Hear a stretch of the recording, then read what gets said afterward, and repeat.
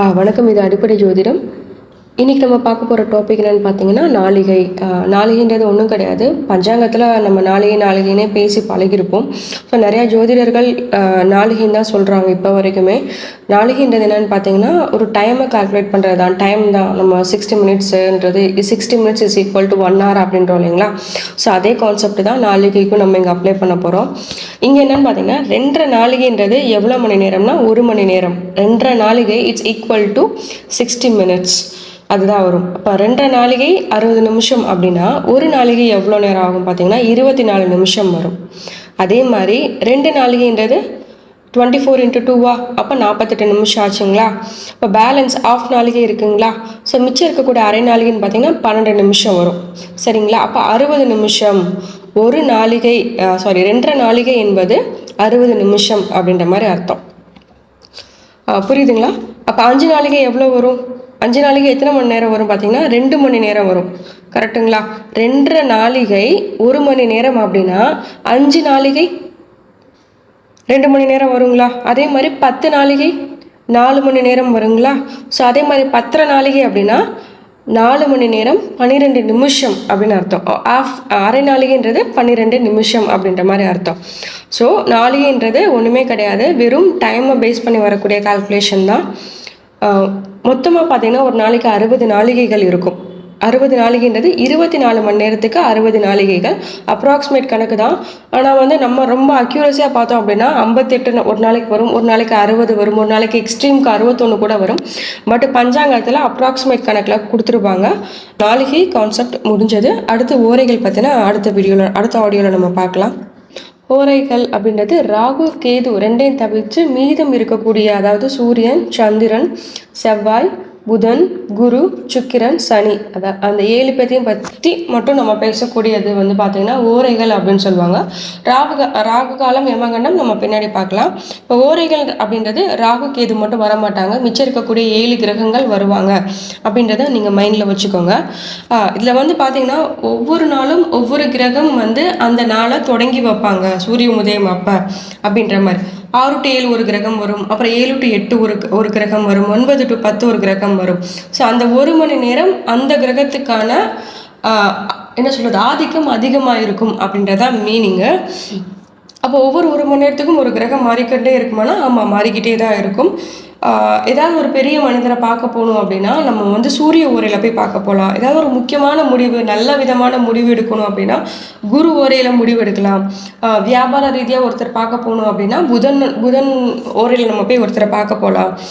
So இந்த ஓரை எதுக்கு அப்படின்னா எதுவுமே எனக்கு பார்க்கவே தெரியாது, 4 நட்சத்திரம் பார்க்கவே தெரியாது அப்படின்றவங்க இந்த ஓரையை மட்டுமாவது அவங்க எடுத்துகிட்டு கொண்டு போய் பார்த்தாங்க அப்படின்னா அவங்க போகிற காரியத்தில் ஒரு 50% 60% வெற்றி கிடைக்கும். ஸோ அதுக்காக தான் இந்த ஓரைகள். ஒன்றுமே தெரியாததுக்கு கையில் ஒன்று இருக்குது அப்படின்ற ஒரு கான்செப்டுக்காக தான் இந்த ஓரைகள். கேலண்டர் பின்னாடி எப்பயுமே போட்டிருப்பாங்க. பட் ஒரு நாளைக்கு வரக்கூடிய எல்லா ஓரைகளுமே நமக்கு நன்மை பயக்காது. ஸோ அப்படி பார்த்தா எல்லாருமே பெரிய வெற்றி கேலண்டர் பின்னாடி ஓப்பன் ஸ்பேஸில் போட்டிருக்காங்க. அப்போனா எல்லாரும் அதை பார்த்து ஃபாலோ பண்ணால் எல்லாருமே பணக்காரங்களாக இருக்கலாம், இல்லை ஒரு காரிய வெற்றி கிடைச்சிருக்கலாம்.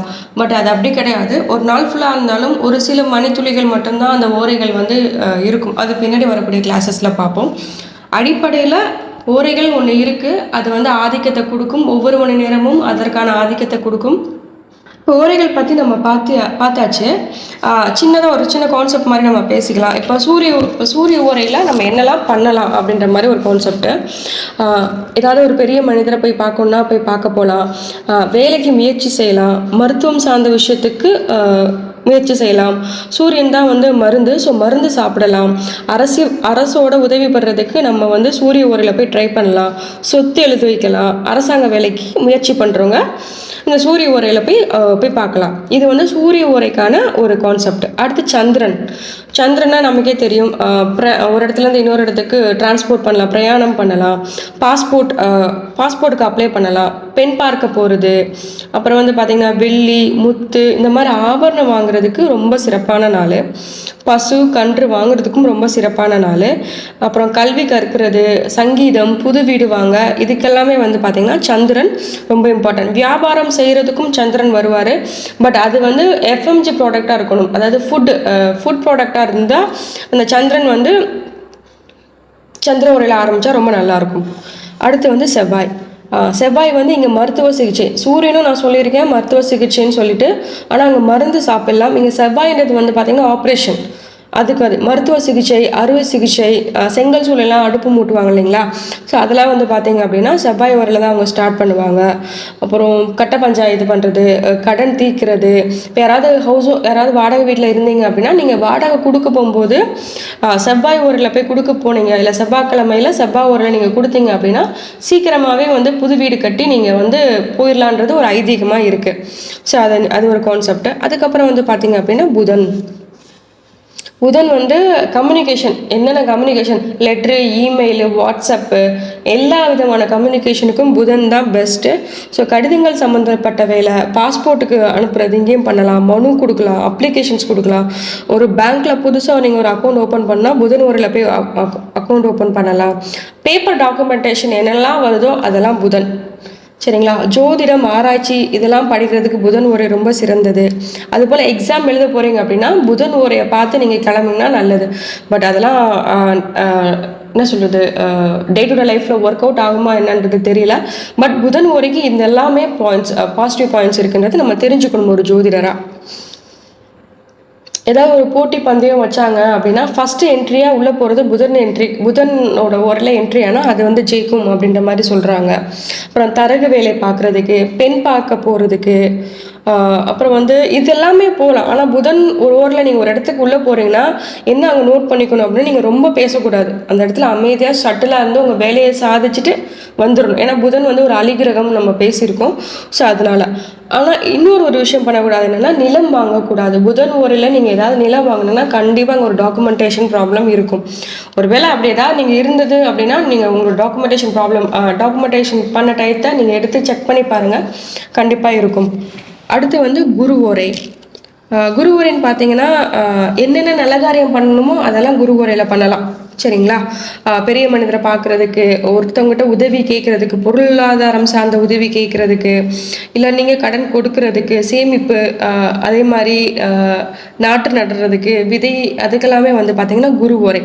ஸோ எதெல்லாம் நல்லதோ அதெல்லாம் குரு ஓரையில் பண்ணலாம். ஓகேங்களா? அடுத்து வந்து சுக்கிர ஓரை. ஏதாவது ஒரு பொண்ணுக்கு நீங்கள் லவ் ப்ரப்போஸ் பண்ண போகிறீங்க அப்படின்னா சுக்கிர ஓரையில் போனால் நல்லதுன்னு சொல்லுவாங்க. அப்புறம் வந்து பெண்களை பார்க்க, பெண்களை நேசிக்க, ஒரு ஆபரணம் வாங்க. இப்போ நீங்கள் ஆபரணம் வாங்கிட்டு வந்து ஃபஸ்ட்டு டைம் அந்த கழுத்தில் போடும்போது அந்த சுக்கிர ஓரையாக போட்டால் ரொம்ப நல்லது அப்படின்னு சொல்லுவாங்க. வீடு வாங்குறதுக்கும் சரி, வீடு கட்டுறதுக்கும் சரி, கடனை வசூல் செய்வதற்கும் சரி சுக்கிர ஓரை ரொம்ப சிறந்தது. அதே மாதிரி பசு வாங்குறதுக்கும் ரொம்ப சிறந்தது. சுபகாரியம் செய்கிறதுக்கு ரொம்ப சிறந்தது. கம்ப்ளீட்டாக சுக்கிர ஓரை, குரு ஓரை வந்து சுபகாரியம் செய்கிறதுக்கு கம்ப்ளீட்டாக சிறந்தது. ஆனால் இதில் என்ன ஸ்பெஷாலிட்டி சுக்கிர ஓரைன்னா, அரங்கேற்றம் பண்ணுறதுக்கு வந்து நீங்கள் சுக்கிர ஓரையை தேர்ந்தெடுத்து நீங்கள் அரங்கேற்றம் பண்ணிங்கன்னா இன்னமும் சிறப்பாக இருக்கும். இந்த பரதநாட்டியத்தெல்லாம் வந்து அரங்கேற்றம் பண்ணுவாங்க. ஸோ அவங்களுக்கு இது.